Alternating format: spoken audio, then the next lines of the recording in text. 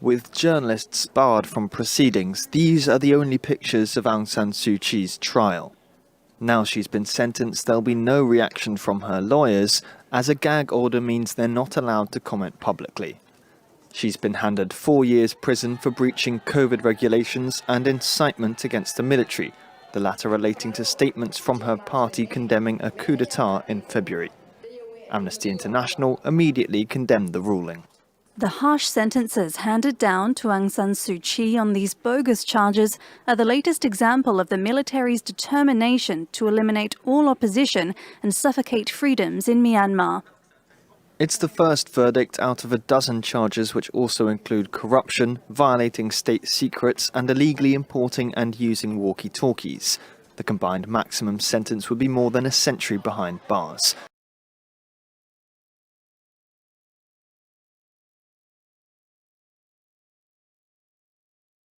Meanwhile, across the border in the Indian state of Nagaland, at least 14 civilians have been killed during a military operation there. It happened in the district of Mon. The army is reported to have shot at a truck carrying dozens of coal miners. Troops later fired at a crowd that gathered in protest against that attack. One soldier was also killed. The state's chief minister said there will be an investigation.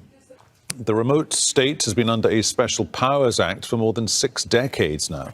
It does allow the security forces to arrest, shoot and kill without warrant and grants them immunity. The controversial law has been in force in Indian-administered Kashmir and parts of 3 other northeastern states. Human rights groups have accused the Indian security forces of abuses. The government says it's to counter violence by armed groups and to ensure security in the region.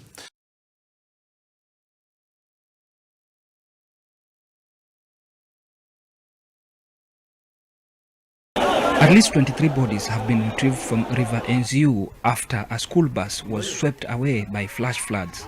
The passengers of the ill-fated bus were traveling from Mwingi town to Nu in Mwingi East for a wedding ceremony.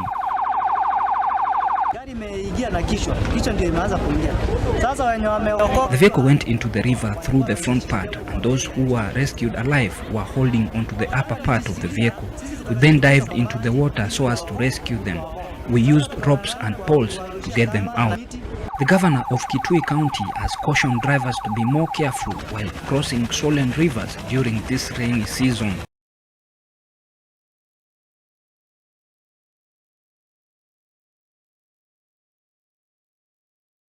Rival demonstrations have been held in France, with opponents and supporters of TV pundit turned presidential candidate Eric Zemmour taking to the streets as he held his first campaign meeting. Zemmour has rocked the French political establishment with his overtly nationalistic and anti-immigration rhetoric, and he doubled down on that stance in front of his supporters on Sunday. I want to systematically expel all people present illegally on our soil, he said. I want to expel unemployed foreigners if they haven't found a job after 6 months. So many democratic countries are doing this, why not us?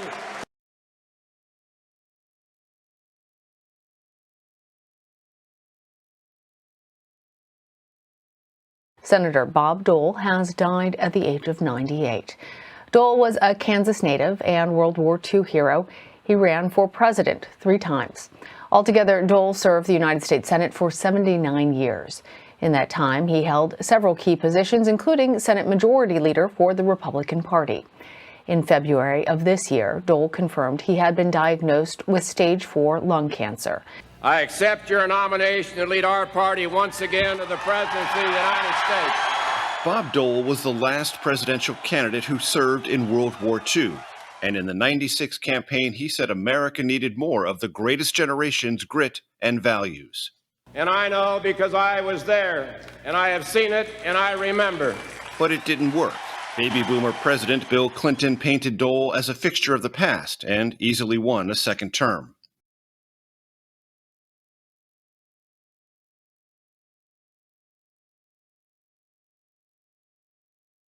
The Omicron variant may contain a small part of the genetic material for the common cold virus, according to a new study.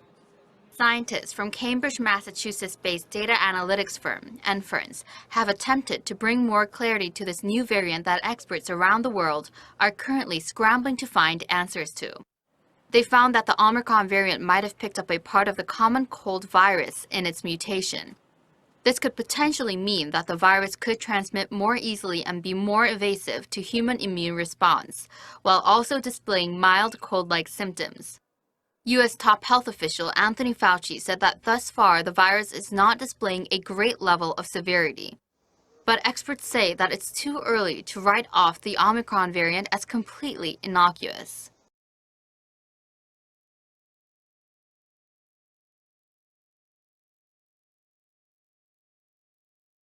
Crime has been coming down overall in the last couple of years, but we're seeing a lot of problems caused by these 300,000 problem drugs users. So what we're doing is we're ramping up our campaign against the county lines networks that are preying on these users.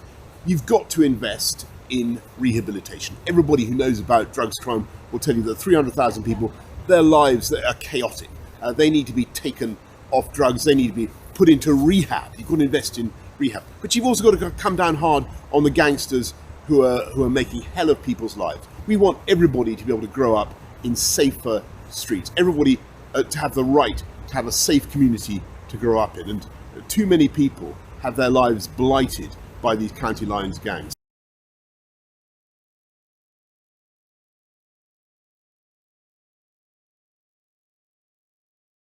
China's Yutu 2 rover has reportedly spotted a mysterious outcrop on the far side of the moon. The Chinese rover is in the von Karman crater on the lunar surface and spotted the cube-shaped object about 80 meters away from its location. According to a diary of the mission published by Our Space, which is a Chinese language science outreach channel with the China National Space Administration or CNSA, the rover had made the discovery in November this year when it was on the 37th day on the lunar surface. The Yutu 2 team has expressed interest in visiting it and exploring the structure. According to reports, the rover is likely to spend the next 2 to 3 months in the region exploring the outcrop, which involves a treacherous journey to reach it in the first place.